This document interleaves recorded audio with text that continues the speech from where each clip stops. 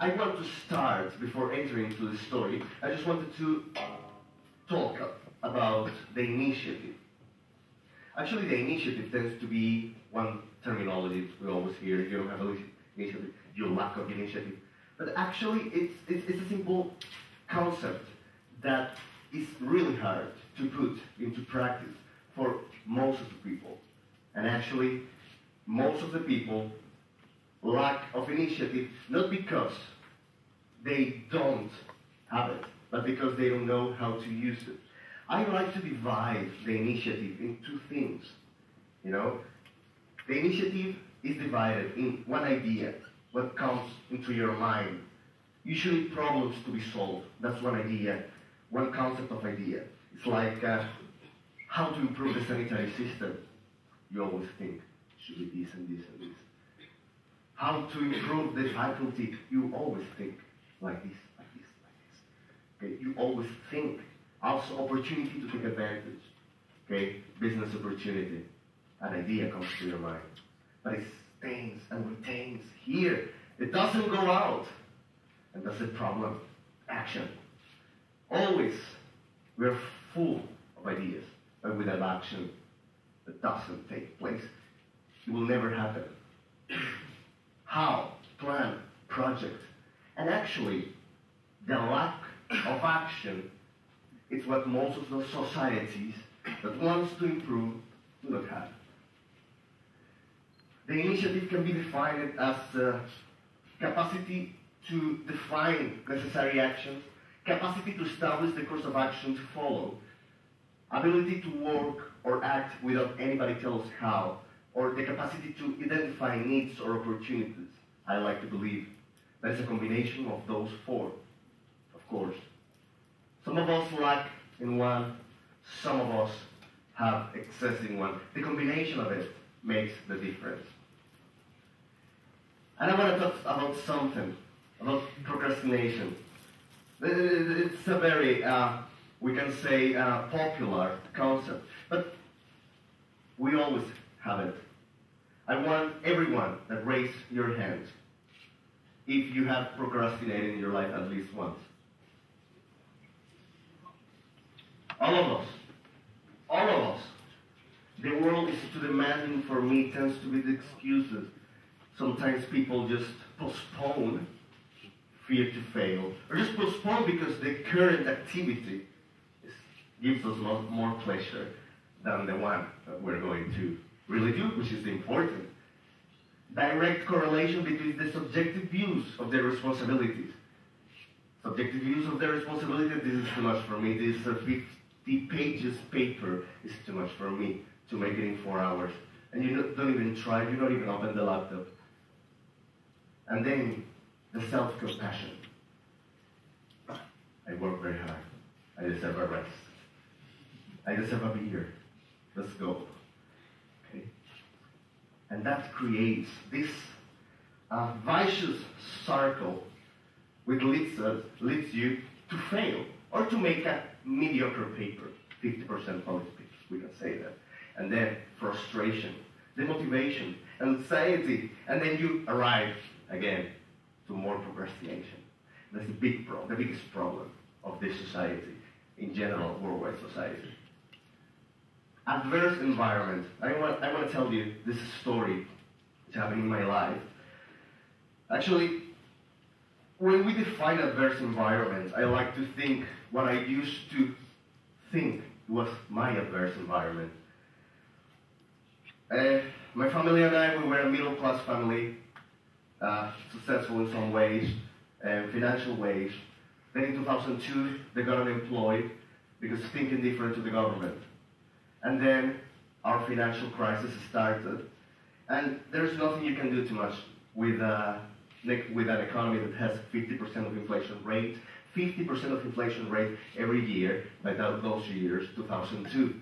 So whenever we had to buy something or to make an investment, disappeared because of the inflation rate. So we had to sell the house, then we had to rent a small flat, smaller crisis. I was young. I had around 14 or 15 years old, but I actually realized that I needed to step forward. Okay? That I needed to step forward. And that illumination that came into my mind is not something that one night some angels told me, no. It's something that goes on the time that you start to develop how to move on, how to get out of here. So my parents couldn't find a job because of, they signed this paper to require one election to the president, and it's recorded. And they couldn't find a job by that time because your name was there. I had to move on. I saw myself in that position. So I entered in the Economics University. And then I saw one group, a very group of smart people, that they had this idea of funding one debate club. I knew that debate was like talking and clash of ideas, but nothing further. Venezuela that actually didn't exist. So we united. Here we are with our mentor professor. We united. We traced the lines, the guidelines, the objectives, fundraising, and then we started to receive training in many parts of the world. First, be trained to be a debater and start to go to international debating competitions, small tournaments, big tournaments. Then the World Universities Debating Championship in Botswana, we made it. My university, the Universidad Central de Venezuela, was the first university in the whole history on debating that made it to finals in an English-speaking competition. So it was a very good time, those. And then we started to receive training to be coaches, to spread the idea. Because debate gives you communication skills, argumentation. You start to think critically. You start to spread ideas on how to move on. So, started to receive training to be coaches, and so on. So on, we started to spread the word of debate in many parts of Latin America, and then Europe, and then, well, companies. Alejandro Garcia, there. He calls Alejandro too. Alejandro Garcia, there was my partner. And then we started to form one organization on coaching, on argumentation skills. First, with humility, schools, small schools, universities, private universities. And that was me in Varaždin. At the end of one project, I was here in 2010. I remember it with very big pleasure. So we started now with schools, universities, public universities, private universities, of course, charging. Okay? And then like the civil association, not a company, civil association, we were young. And I started to receive income. We expanded each other, and then the companies arrived, the next step. You know, this generation, the graduates that are going to find first job, in most of the cases, back home in Venezuela, and in America in general, lack of many communication skills, how to express yourself. That tends to be one very important part of it. We won in a Friday, Saturday training 2 times more than our colleagues in one whole month. So you have any idea of the opportunity we had and how we felt in terms of personal realization and universities calling, schools calling, one other company calling. We felt quite good. Okay, this is all our group achieving the awards. Okay, but I must confess, it was not enough. We wanted to achieve a biggest ambition, something that gives us more personal satisfaction another level, a level that we never reached and no one else ever reached. And I will explain you which is that level. The one I thought was my adverse environment. This is the level we wanted to reach. 4 people in Caracas.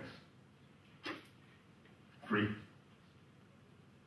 Our motivation was those kiddos grow up in a house of no more than 60 square meters with uncles, aunts, and cousins all together, 2 beds, most of the cases. The concept of favela is actually, you know you're more related to the concept of favela, but it's the same. Okay? It's more applied. These kiddos grew up in a violent environment. These kiddos grow up with a drug addiction environment. Most of the gangs on the territories hire them to be drug dealers or to be the future delinquents.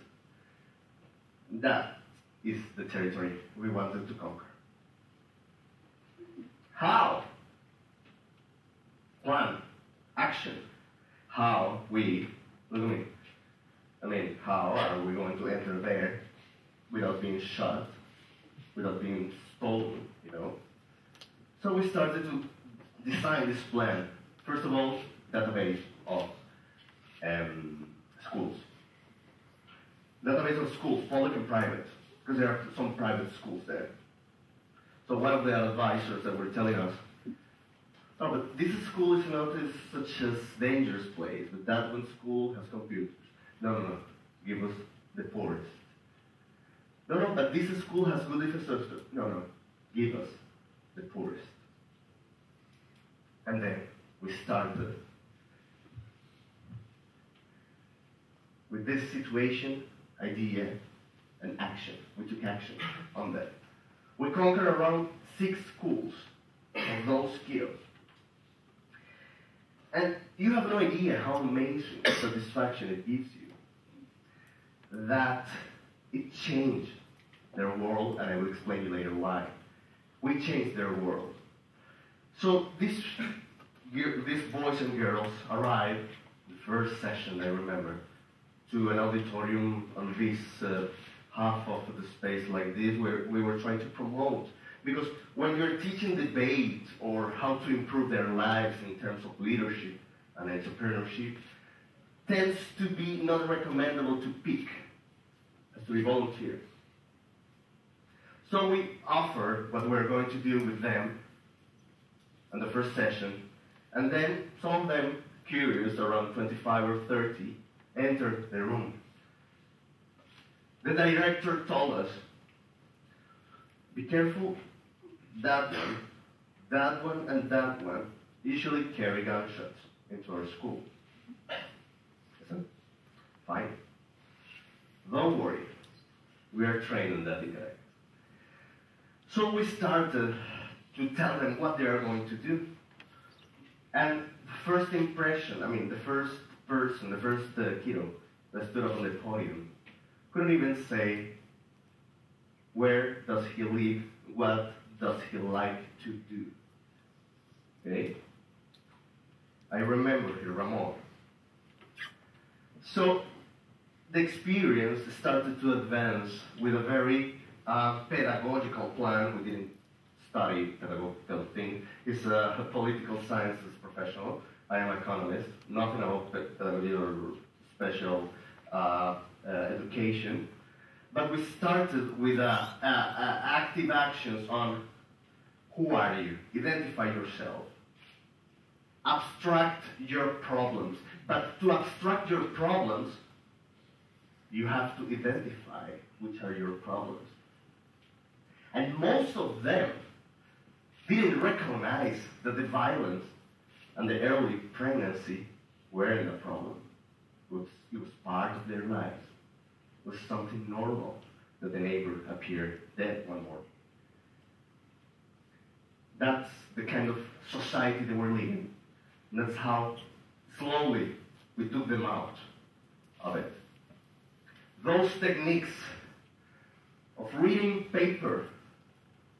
newspaper, to watch news international news. There are other countries that are amazing, amazing places, and they were delighted with our stories of Africa, of Europe, of Croatia. Remember the redhead and the skinny girl in the previous picture? They were their teacher. Maria Gabriela, both of them called Maria Gabriela. Ironic. So, this was amazing for me. It was amazing for us. Amazing satisfaction. It was in the period of the week. During the weekend, we made the corporate activities, and in the week they were like able to do it until some of the public schools shut us down. No, because you are poisoning the mind of those kiddos. And then we understood perfectly the link, government, school, blah, blah, blah, blah, blah, and all the system. What did we do? Database of numbers of the kiddos. Get out of there. On weekends, come to our university. And here they are, most of them, in our university, training to be debaters, training to improve their life. So I want to mention a special case here. Victor Vargas. Victor Vargas, that kiddo on the left, this kiddo, it comes from a poor family. He suffered an accident that damaged one part of his brain on the speech. He was a stammerer when he started. He liked the activity so much. He was the main leader of the gang. So he made a database. He contacted other guys to spread the word. He was an amazing debater. At the beginning, he wasn't because of his problem speech. And their student activities, their records of their records in the school totally changed. So we catch him in the 9th grade in Venezuela. The 4th and the 5th grade are very important to enter the university. And us, without teaching him about the admission school, I'm very proud to say that Victor Vargas is studying in my university. He passed the admission test last September. He will study. In 2 years, he will be me. He will come here. We will invite him here. So, if he could, you can. Follow your ideas and take actions on it. Because the only barrier between your dreams and yourself is you. Thank you.